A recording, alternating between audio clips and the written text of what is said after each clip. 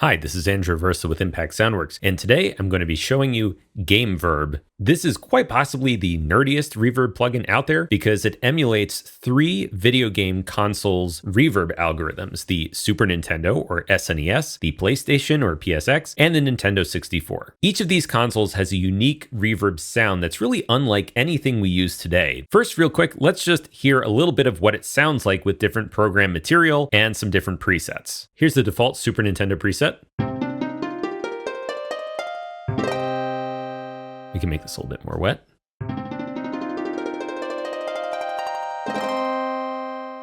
We're going to get into more detail later, but I'm going to go through some of the Super Nintendo presets. These are everything from classic stuff that you've definitely heard of, like Chrono Trigger or Donkey Kong Country, all the way down to extremely obscure Japanese-only stuff. But let's check out the Aquatic Ambiance preset, for example. We can try some different material. How about strings?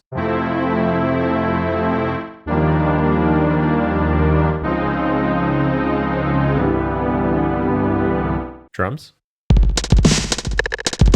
That's when you can really hear what it's doing. Here's a lo-fi piano through a Dragon Quest VI preset.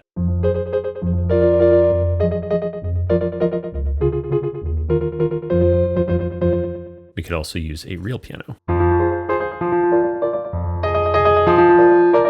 Now, if you hear a little bit of that distortion, that's because we have a global bitrate reduction mode. This can be turned on or off, and it applies the Super Nintendo bitrate reduction algorithm to the sounds. Now, of course, if you're trying to be realistic to the consoles of the era, you would want to keep this on. You can also select from different modes, some of which are crunchier than others.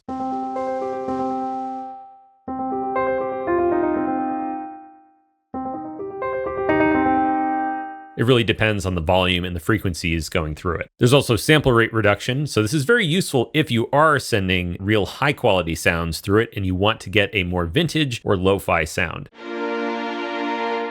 What we could do is drop this to 22 kilohertz, and then we could actually filter it even further, like this.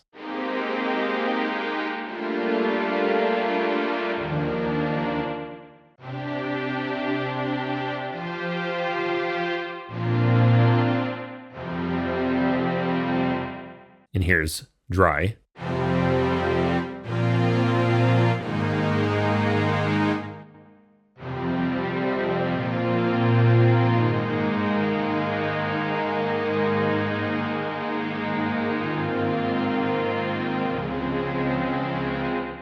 We're going to come back to the Super Nintendo in greater detail, but for now, let's move on to the PlayStation mode. For the PlayStation, there were 9 sort of classic algorithms that were used: room, 3 studios, hall, and then a bunch of echoes. So let's hear an electric piano sound through the studio reverb, and we'll go to link dry and wet gains, and we'll make these about 25% wet.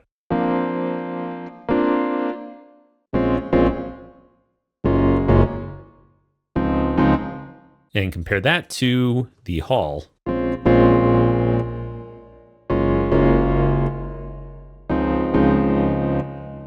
And this will be really apparent with a more staccato sound.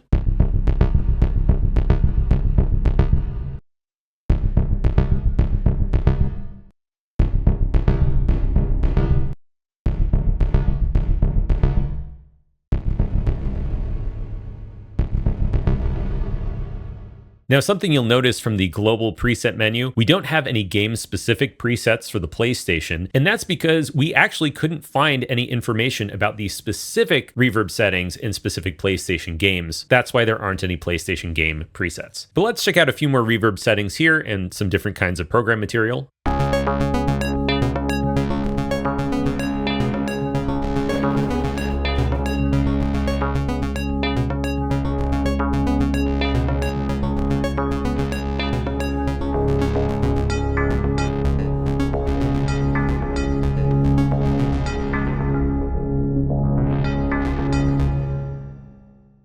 The space echo is a pretty interesting one. It's very ringy.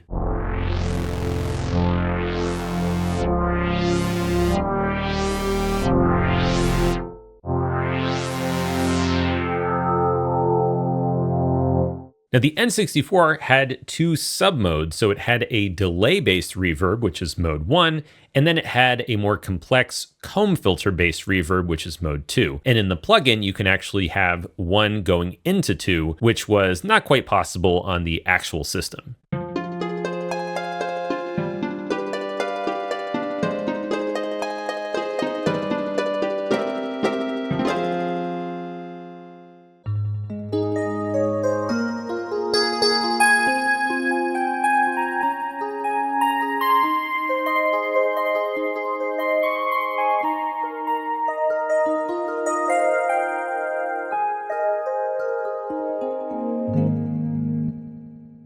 Here's the mode 2 reverb for Mario Party.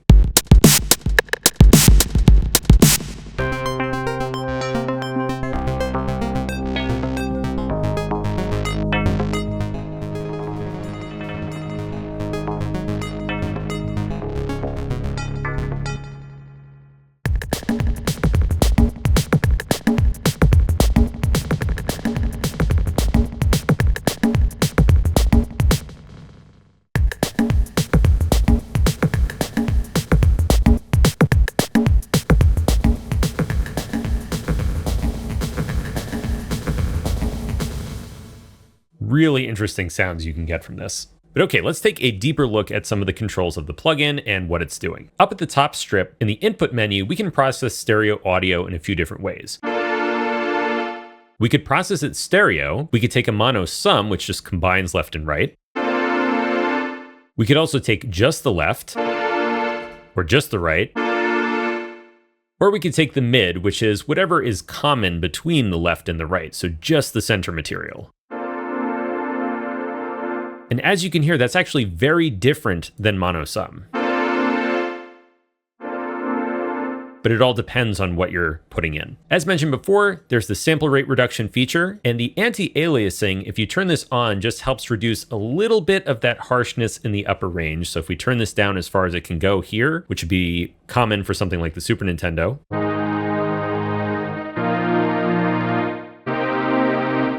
Let's hear that with anti-aliasing off. Most of the time, you probably want to leave this on, but if you use the pre or post LPF filters, you can carve that signal a little bit more.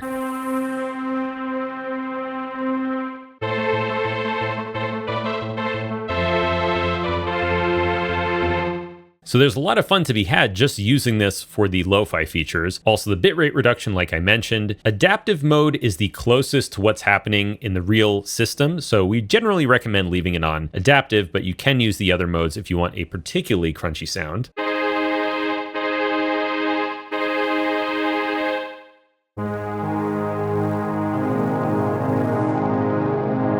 And once again, you can sculpt that further. At the bottom, the dry-wet mix can be locked when you change global presets if you want to. You can also link the dry and wet inversely. That's just a little convenience feature to make your life easier. But let's dive into the individual consoles and see what is going on in these algorithms and how to edit them further. Here I'm going to play a little piano part.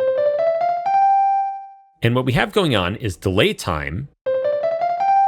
Now, there isn't any concept of a tail here or any real stereo width like you might expect on a typical delay. What we're giving you here is what programmers had access to at the time. So by default, the time knob is actually quantized to the values available on the real Super Nintendo. So it went from basically no delay at all, which is more like a comb, all the way up to 240.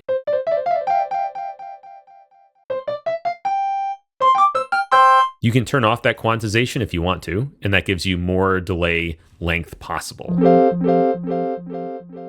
You can also tempo sync it so you can have the longer times, but still be in time with your music.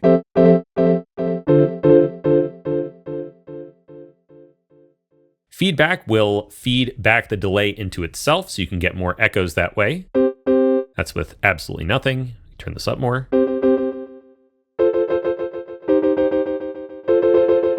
So you can kind of think of feedback for the Super Nintendo as the reverb length. That might be the best analog to it, but it's not exactly the same. Now, output left and right can be both positive and negative. If you make one of the channels negative, that inverts the phase, which can give you more of a stereo effect.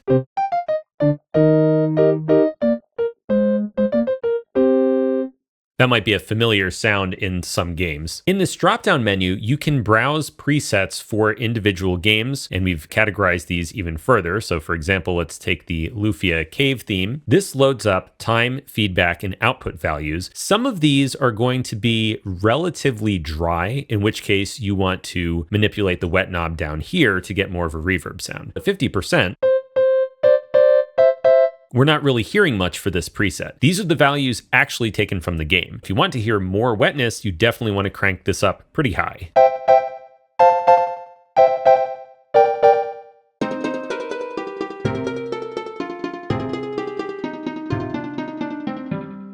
But where things get really interesting is the FIR filter. This is something we did not model at all in our original SNES Verb plugin. This is brand new material. If you've used SNES Verb and you're like, what is the difference? The FIR is the difference. What you're looking at here is not an EQ. These are mathematical coefficients that create an impulse response. If I click the eye here, it's going to show you what these values are doing to the signal, roughly. These particular ones are doing nothing at all. But let's see what happens if I just adjust them a little bit. Now we're starting to see a change in the frequency response.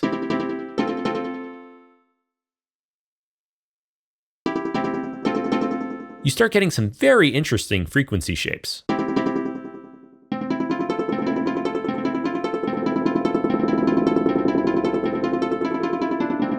And you can hear the way it interacts with the feedback is pretty interesting. It can make the reverb more echoey or dense. This effect is very noticeable on a game called Mario is Missing, which is not a particularly good game. But if you check out this FIR, it gives you a really interesting ringing comb effect. But if I were to change this FIR, it starts getting very unpleasant. So when they made this game and they chose these specific settings, they dialed it in just right to sit with the main delay and feedback and get it to have this interesting ringy tone that they wanted. And you can see how editing that FIR really changed the curve quite dramatically. One of the convenience features we have here is the ability to lock the main delay settings. So for example, here's Marvel Superheroes, and this is whatever FIR and delay settings this game has. Let's say we want to keep those settings, but then change the FIR because maybe we don't like this. I'm going to go through. Some games don't really use an FIR, and others have really weird ones like this. Or instead, we could lock the FIR and just change the main delay settings.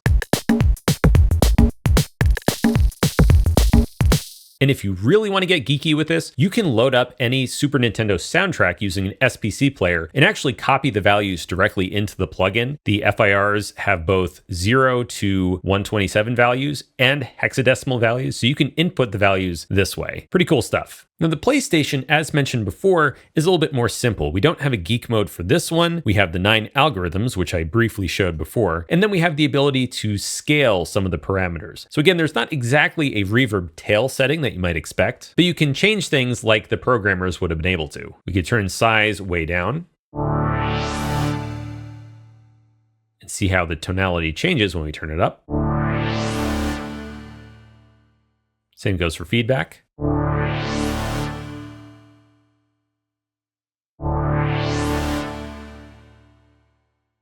And let's use a high frequency signal to hear what damping scale does.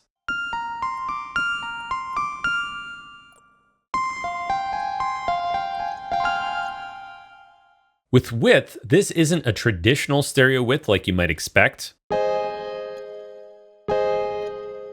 It doesn't have a really pronounced effect because what this does is it reduces the reflections going from left to right and vice versa. Even with width all the way down, these algorithms will produce separate reverb in the left and right channels. But if width is turned up, then the left channel will bounce into the right and back again.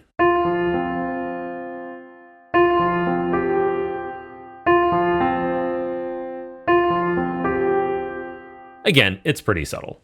Finally, let's check out the N64 in a bit more depth. We've got lots and lots of presets here, some real classic ones, as well as ones with just interesting reverb settings. Mode 1 is the simpler of the two.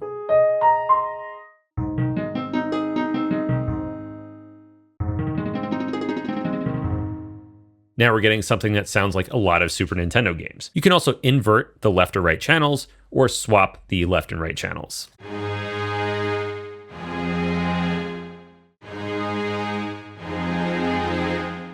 But mode 2 is what I think is really interesting. This is the one that uses multiple comb filters to generate a reverb sound. For example, let's take a look at Bomberman 64 and play some short notes.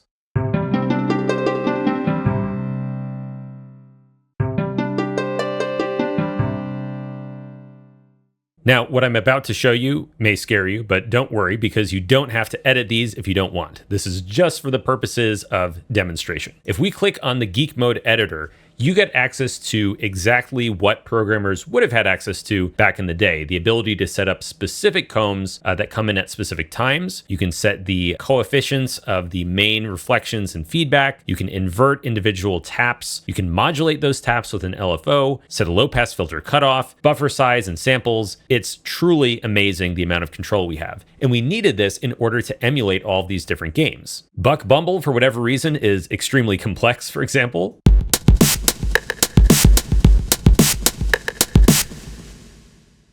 Compare that to center court tennis. Completely different sound because the comb setup is completely different. But you don't have to use that editor to have some control over the sounds. Let's try a different source material sound. Let's go back to our jungle beat sound. We can scale all the taps with this knob.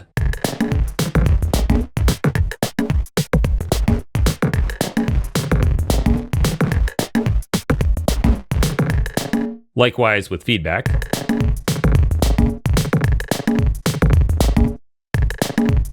If you put it into the negatives, you're getting a phase inverted version. And then we can also scale all the low pass filters.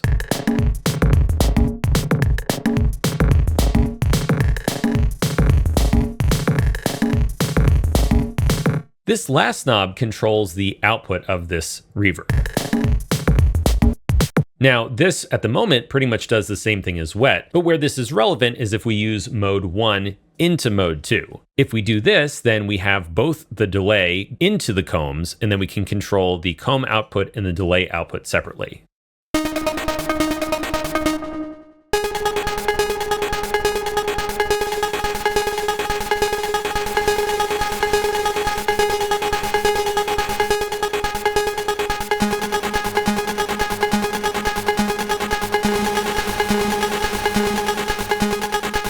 So there you have our deep dive into GameVerb. We really hope that you have fun with this plugin. It's absolutely phenomenal for any kind of retro video game soundtracks, chiptunes, digifoo, but also if you're just looking for any kind of vintage character type reverb that's not just the same old thing that's been emulated 1,000 times before. This was a real labor of love for us, and we hope it shines through. You can pick up GameVerb today from Impact Soundworks, and if you go to our website, if you're a previous customer, you might have special deals for this plugin based on what you already own. This has been Andrew Versa, and I'll see you next time.